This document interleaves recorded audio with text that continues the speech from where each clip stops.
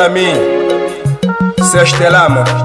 Écoute ce que l'Éternel a dit dans Joël 2, du 18e au 27e verset.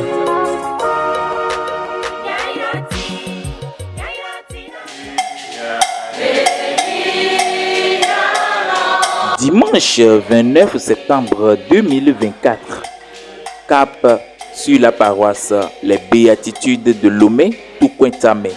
Bienvenue, chers téléspectateurs, amis de la radio-télévision web Alléluia Monde.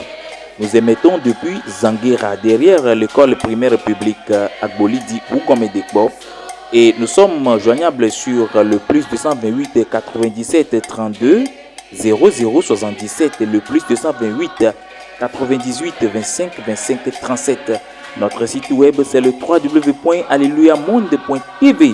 Notre email c'est alleluyamonde@gmail.com.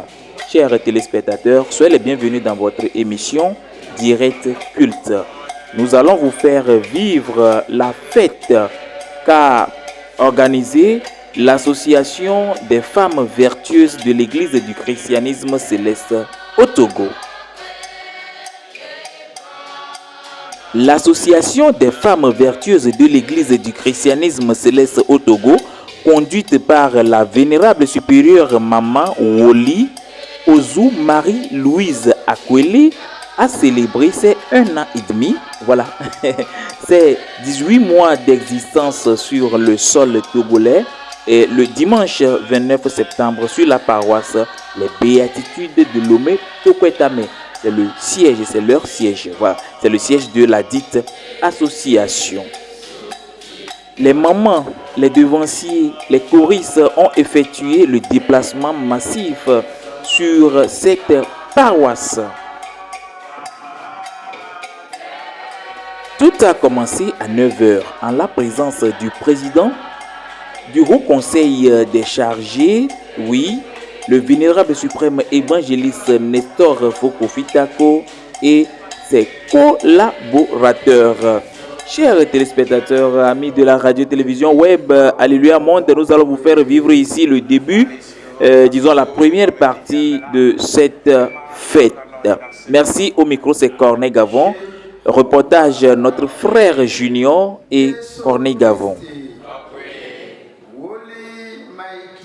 Alléluia Monde télévision radio web Bedidipempo Moto Mido Benami Miawe Zombado émission qui dit d'encore direct culte.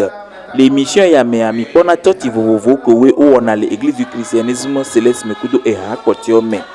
Mia yedi la gla mi bina ni so kosira que peletri asi de ke gwa ben ke blave vo asi de kele. Et puis après vekudo blave vo ne amelinde kenya gasi de kemea. Paroisse les béatitudes de Tukwentame. Et xɔnyɔnuwo alo ekpɔ gome eye xɔnyɔnuwo le wobe azã ke woda ɖu alo azã ke woɖu nyisɔn va yi me. Nyɔnu ke ƒomeviwo nye o, wonyi association les femmes vertueuses, nyɔnu zãzẽ, nyɔnu diaɖaŋu, nyɔnu bibiwo oui. Mianɔwo wonɔ nene be teƒea nyisɔ gbogbo ɖe ŋutɔ. Miagblɔ be exɔame ɖɔ. Ame kewo dzi si le béatitude so Tukwentame be xɔamea. Wapata onyanke ndila blanc kwame do ye choral vio noani choral la voix de l'Elohim so kege zobedi e va pero choral Tukwentame toa nti ye o nebe nono me abeje fiato e beje gato mia globe mia no nyonu do kwame nusu do kwame enebe nde ya to bobuto fo Nestor Fokofitako kele yi président du Haut Conseil ya et pour simuler nebe azame d'ailleurs eye gboma onya ntota eye na agbenya le nenebe choti abe edi yime yaga yeji la gbon binam le choti ya me amila ko mia no e doko wo pedeka ku fen ya e doko wo le wabe association me o gblin vovovo o de sofion le egbe vovovo me mi to me yabe egbe o sugbo le Togo egbe o sugbo le Togo yen le gbon egbe ro eni a yen le gbon herbolo egbe o sugbo le Togo be anyigbadi o gblin na mi le fe gbe me o gblin na mi le French gbe me o gblin na mi le akposo gbe me ye o ga gblina mi le gbe keme ma ka ble gbe me ma de kuku na mi be mi o pata mi la se akposo me be gbe toa ye enyi interview mi wo dare na mi kom ye ne o jon di la se akposo be gbe kware ni cho ti ame o la sur lode o la télécharger ne mi poster de mi abe chaîne adi kwa ola télécharger pa ola no si akposo begbea avle edi abueno oson ni gbera alo nene vende oyo na be corner fofo gavon ni so ale nene be azame mi anovi junior kudo enye mi owe no nene be azame ni so mi o nebe reportage ba magrobi ndo akpena mi adoma mesiame mi ato mi ano kono to pata mi o le peru mi anti mi o le wodo beke mi le we ayi ho ma ngolo mi o chambio fofo ni o pata no vi ni o pata ko suivre na Alléluia Monde TV akpe godo eye mi le donami to hono ela kudo menami beke mi kona gale so play na forfait so play na enu ya canal boss alo so play na wifi kudo to wade Jehovah ata dibo to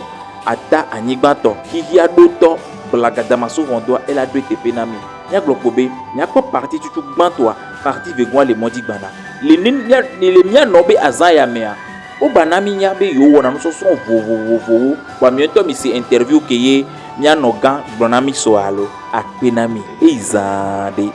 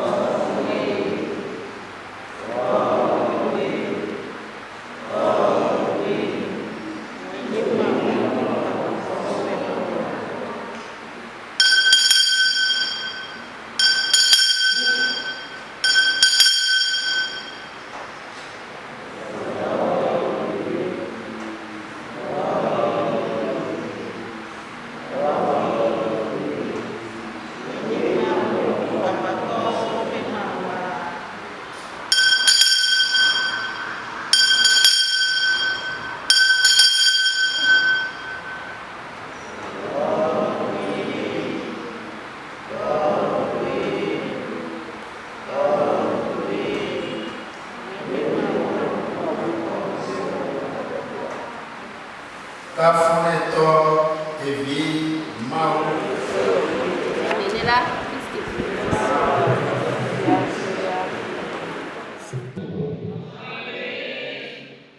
Jesus Saint Michel. Mau Bokwe. Dipone Animola. Union Yobi. Bahebo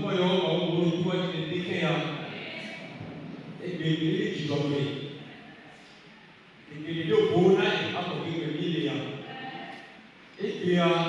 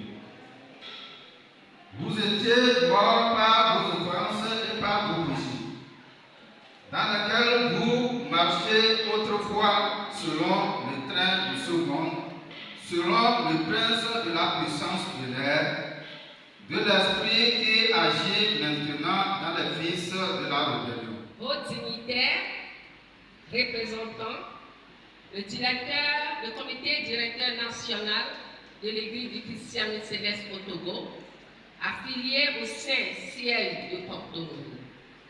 Les hauts dignitaires représentants du Haut Conseil de l'Église du Christianisme Céleste au Togo.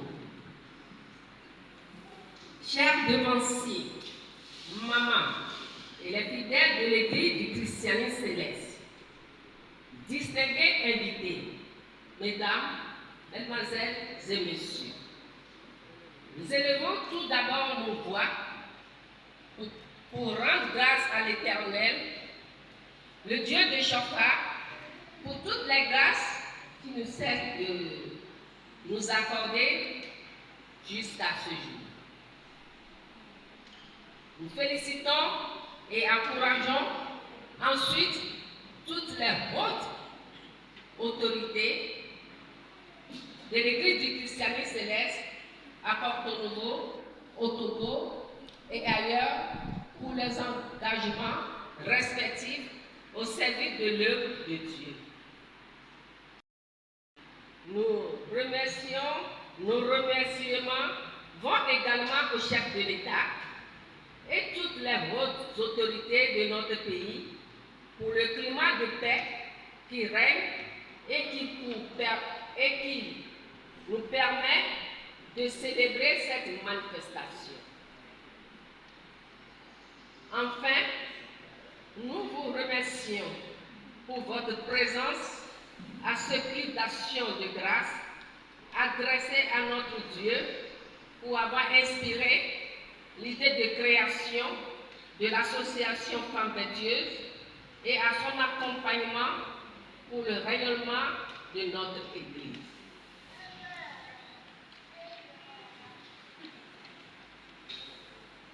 Femme vertueuse, qui es-tu?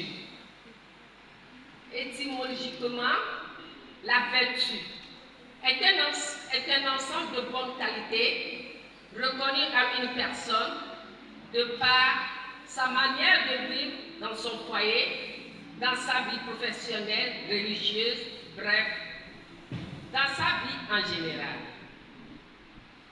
Le livre des Proverbes, dans son chapitre 31, verset 11, suivant, définit la femme vertueuse comme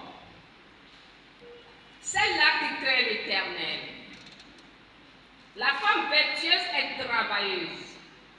Elle sait prendre soin d'elle-même et de sa maison. La femme vertueuse œuvre pour le bien-être et le bonheur de son mari, de ses enfants et de sa famille. Elle est attentive aux personnes dans le besoin. La femme vertueuse honore son mari et a sa confiance. La femme vertueuse sait écouter les autres et prête à leur apporter une solution à leurs problèmes, etc., etc. Pour ne citer que cela.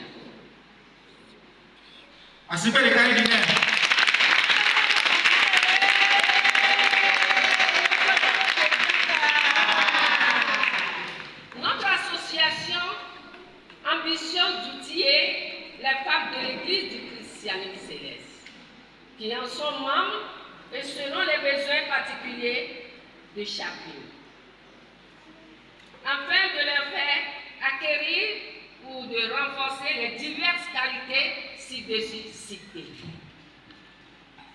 Ainsi, nous menons des actions tant sur le plan des comportements individuels à adopter conformément aux lois, d'une part, et pour la satisfaction des besoins humains, d'autre part, à travers l'autonomisation des dites femmes. Diverses promotions sont ainsi programmées, certaines sont en cours d'exécution depuis la création de l'association il y a 18 mois. Une ovation pour les femmes vertueuses. déjà. Au titre des réalisations, nous pouvons citer la fabrication de savons de ménage,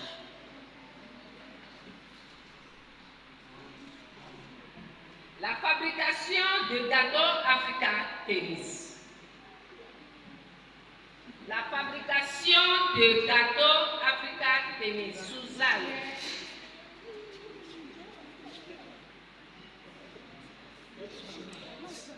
Bien agréable.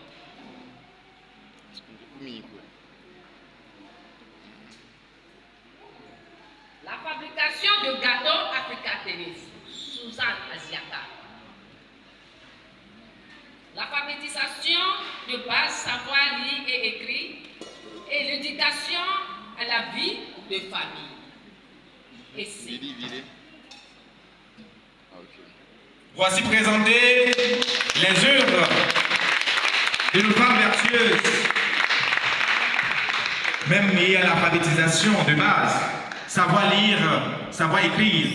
Toi, femme qui n'a pas été à l'école, tu n'es pas laissée de côté. L'association t'appelle, l'association t'invite à l'intégrer et à contribuer à son évolution et en même temps à ton évolution à toi et à ton entrepreneuriat. Encore une innovation pour les femmes vertueuses.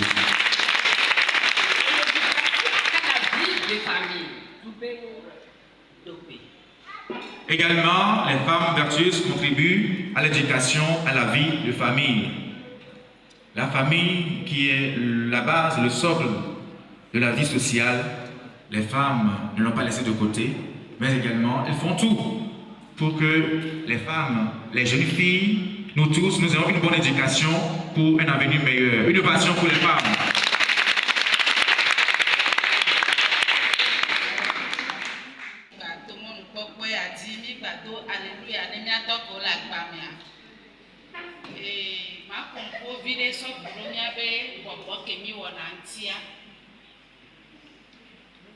Ma pompo vire so kure miabe bobo ke mi onantia mabe le miabe bobo abe wowo me alo miabe ga ya be ani dodo me a mi po be na nyonu ko le seres me a ame gbogbo to wa alo amu ko na mi le bore pe mu alo mi ba si popo nze na le titipo ye meye o conserve akole e be le asitanti Bekpo miano mama Apui Louise bene pokunyo mo no wana tuturomi ye nyawa mi to ne nekebe doadia nyano angbe mi dadeo to gbo be sanu mi ba bobwa na be de ukukua edo no na leke na be de ukukua edo no na leke ba nyano ba gbo be no ne nebe nwa mje na mi mje achon e ba chon na mi leke ti o la tro de ukukua ro ye de okuku ala cho leke ye ola do de wu eye ola bra soutien anu wala noti no bale ye ola nyabe akoko me bi onia e tiona mi nenebe nu ba so ye dia e ba tiona mi leke ye asukwe ba pe no na ro leke no from matin le strongboa odola be wo toilette la gboba la ba do gbe ne sro ado bubunti abie be nu ka be la duma de nous assister et de nous éclairer davantage pour notre rayonnement et pour l'avancement de l'Église du christianisme céleste au Togo et dans le monde entier. Merci à toutes et merci à tous pour votre aimable attention. Que Dieu vous bénisse.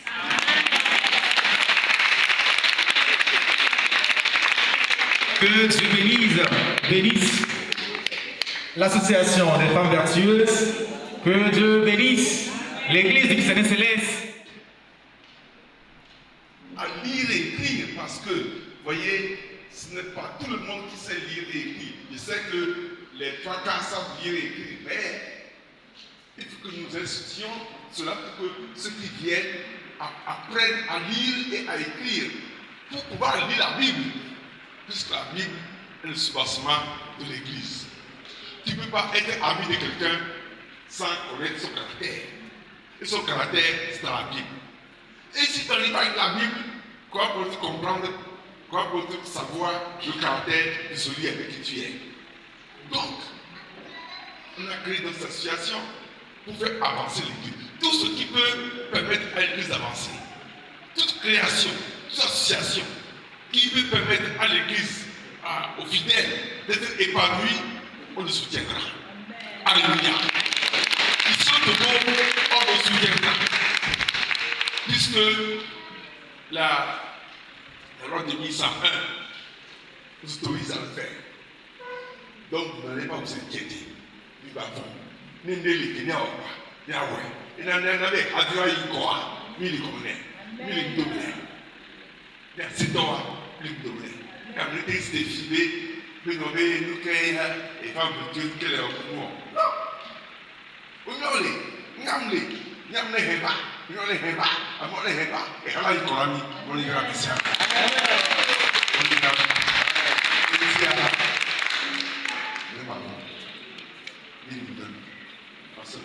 Alléluia. Alléluia. Alléluia. Alléluia.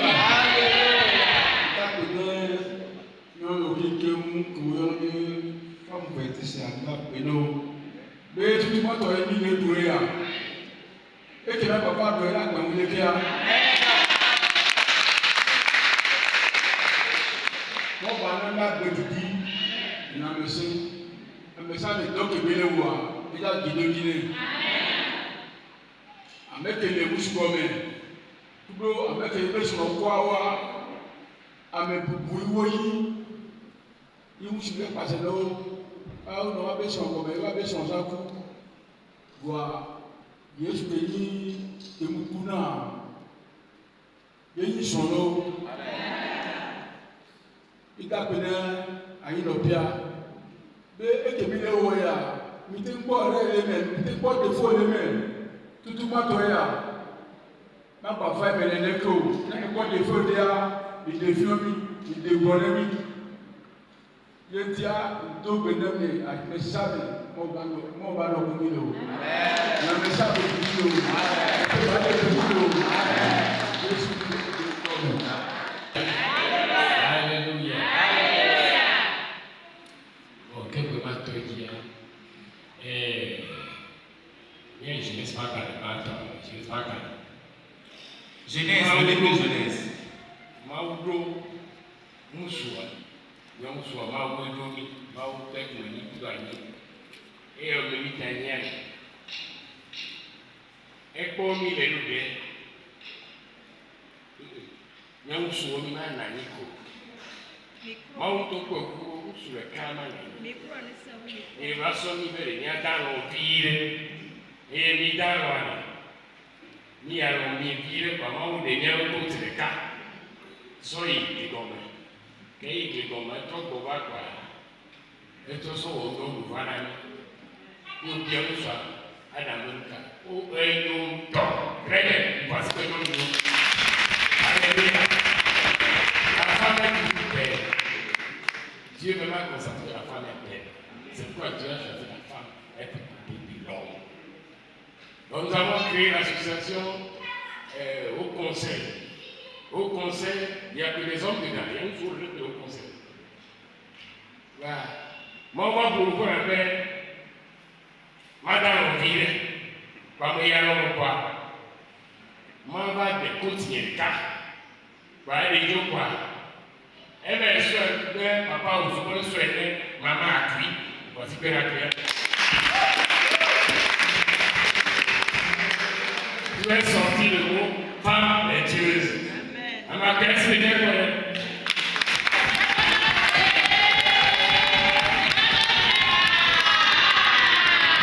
Merci. Donc, il y a un conseil, il y a un conseil. Donc, Dieu, il m'a validé tout le monde. Nous avons ils peuvent se représenter pour la ils sont tout à l'heure. Donc, il y a le doctorat où on a demandé, nous avons dit, il y a un place où nous avons dit, nous avons dit, nous avons dit, nous avons dit,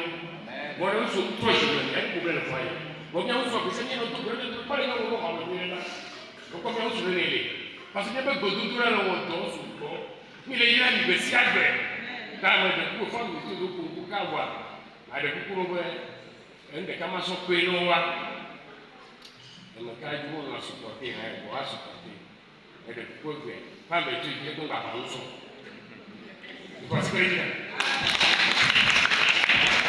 ɛfɛ fáwọn bɛ tu ìdílé tó ń bàbá ń sọ lò parce que mɔmɔ yi ke bana nu alo donc ka ɖeka nye wo lɔnɔ yi nye ma nu ʋaʋã yi gbegble na nu tame de kuku bɛ fáwọn bɛ tu ɖeka lɔnɔ mi lɔnɔ ɖeka lɔnɔ mi ta mi koko ɛmɛ tu ma yi le kpɔsɔn to gbɛɛ nye wo di le mo yina bɛ kusi na yi le kpɔsɔn la kasi ame ɖe ya bɛ dada yi donc ale bɛ sɔn wa gba ŋusɛ ka gbe ɖe atara yi kɔ du yi aleluya aleluya awo gbogbo yesu kɔ gbogbo ya kɔ yi na sɛnɛ ba yi kɔ wo yi o bout de 5 ans ni akpɔ fa bɛ te zo o tu o cité o tu o bɛ cité o bout de 5 ans ni ko se ni ko se la ba amen.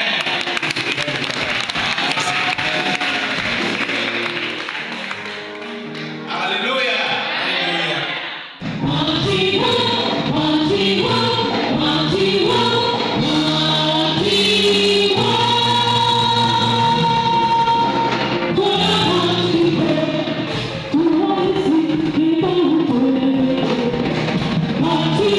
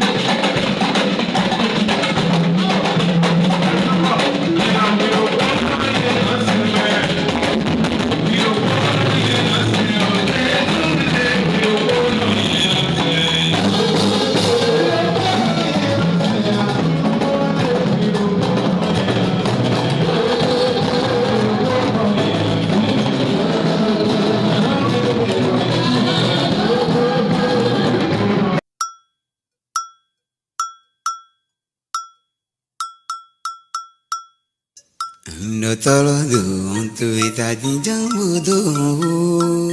Orin níyẹn níbi ẹ̀mẹ́ ẹ̀rọ dùn wọnú káwé àlámọ̀ bíbó. Nọ Jésù dùn tó ìtají jẹun.